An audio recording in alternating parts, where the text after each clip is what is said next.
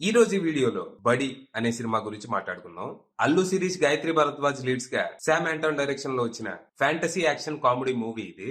ఈ cinema story ఏంటి, దాని మీద నా ఒపీనియన్ ఏంటి అనేది ఇప్పుడు తెలుసుకుందాం పదండి. ముందుగా ఈ సినిమా స్టోరీ ఏంటంటే, హాంకాంగ్ లో హోప్ వెల్ అనే ఒక హాస్పిటల్ ఉంటది. ఈ హాస్పిటల్ మామూలు జనాల కోసం కాదు, అండర్ వరల్డ్ కోసం. మాఫియా డాన్లు, డ్రగ్ కింగ్ పిన్లు వాళ్ళకి ఏదైనా రోగం వస్తే ఇక్కడికే వస్తూ ఉంటారు. వీళ్ళకి ఎలాంటి ట్రీట్మెంట్ కావాలన్నా, బాడీలో ఏ ఆర్గాన్ అవసరమైనా హాస్పిటల్ వాళ్ళే ప్రొవైడ్ చేస్తారు. కాకపోతే బాగా ఖర్చు అవుతుంది, ఎందుకంటే వీళ్ళు లీగల్ గా ఆర్గాన్ ట్రాన్స్ప్లాంట్ చేయరు. ఇల్లీగల్ గా మనుషుల్ని ఎత్తుకొచ్చేసి కావాల్సిన ఆర్గాన్ కోసి తీసేసుకుంటూ ఉంటారన్నమాట.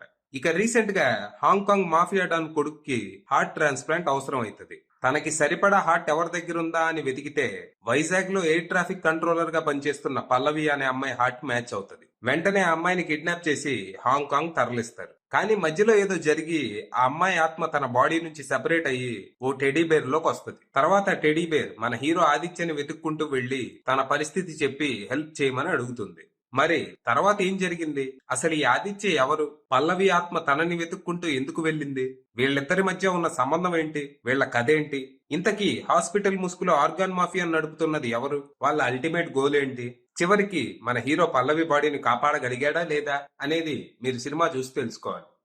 ఇక ఈ సినిమా నాకైతే పెద్దగా నచ్చలేదు. దీని ఒరిజినల్ వర్షన్ ని నేను ఆల్రెడీ తమిళ్లో చూసేసా. ఒరిజినలే అట్టట్టు ఉంటది, మళ్ళీ దాన్ని రీమేక్ అంటే ఉన్న ఫ్లాస్ ని సరి చేసుకోవాలి కదా. అలా కాకుండా ఆల్రెడీ మీడియోకర్ ప్రోడక్ట్ ని ఇంకా సర్వనాశనం చేసేసారు. సినిమా అంతా ఇల్లాజికల్ సీన్స్, సిల్లీ సీన్స్ తో ఆడియన్స్ ఇంటెలిజెన్స్ ని తీవ్రంగా ఇన్సల్ట్ చేశారు. సినిమా స్టార్ట్ అవటం పర్లేదు అనేలానే మొదలవుతుంది. హాస్పిటల్ నడిపే విలన్ ఎంత క్రూరుడో, నీచుడో అనేది బానే ఎస్టాబ్లిష్ చేస్తారు. అబ్బో పర్లేదే, విలన్ బలంగానే ఉన్నాడు అనుకున్నా. కానీ లాస్ట్ కి వచ్చేసరికి ఈడంత ఎర్రిపప్పు ఇంకొకటి లేడనేలా తయారు చేశారు. ఇక విలన్ క్యారెక్టర్ ఇలా ఉంటే హీరో క్యారెక్టర్ పర్లేదు, బానే ఉంది. తనకి హీరోయిన్ కి మధ్య వచ్చే లవ్ స్టోరీ కూడా చూసేలానే ఉంది. ఇక ఎప్పుడైతే హీరోయిన్ ఆత్మ టెడీ బేర్ లోకి దూరుతుందో అక్కడి నుంచి సెన్స్లెస్, లాజిక్లెస్ సీన్స్ మొదలవుతాయి. రైటింగ్ బలంగా ఉండుంటే ఆ సీన్స్ ని మనం యాక్సెప్ట్ చేయొచ్చు, ఏగన్ యాక్సెప్ట్ చేయలే. అలాగే ఇక్కడ దీన్ని యాక్సెప్ట్ చేసేవాళ్ళం. కానీ ఆ సీన్స్, డైలాగ్స్ చిని అనేలా ఉంటాయి. Mediocre writing at best. First half ఏదో అలా అలా సాగిపోతే ఇక సెకండ్ హాఫ్ మన సహనానికి పరీక్షలా ఉంటది. ఇక క్లైమాక్స్ అయితే మనం పడి పడి నవ్వుకునేంత సిల్లీగా ఉంటది. మొత్తానికి ఫస్ట్ టైం అల్లు శిరీష్ నన్ను డిసప్పాయింట్ చేశాడు అనుకుంటూ థియేటర్ నుంచి బయటకు వచ్చాను. ఇప్పటి వరకు అల్లు శిరీష్ సినిమాలు బాక్స్ ఆఫీస్ దగ్గర ఎలా పర్ఫామ్ చేసినప్పటికీ తన సినిమాల్లో కంటెంట్ మాత్రం బలంగానే ఉండేది. ఆ నమ్మకంతోనే నేను ఈ సినిమాకి కూడా వెళ్ళాను. కానీ వామ్మో, ఈయనయ్యా టార్చర్.